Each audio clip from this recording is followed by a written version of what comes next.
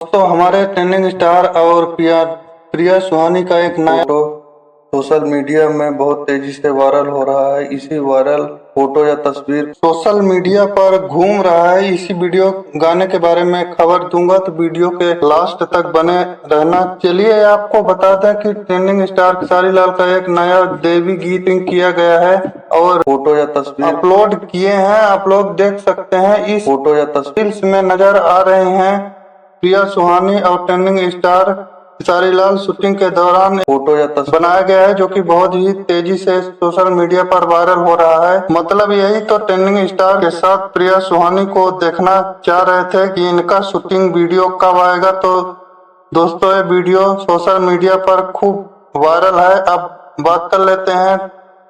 3 गाना शूट हो चुका है अलग अलग एक्ट्रेस के साथ।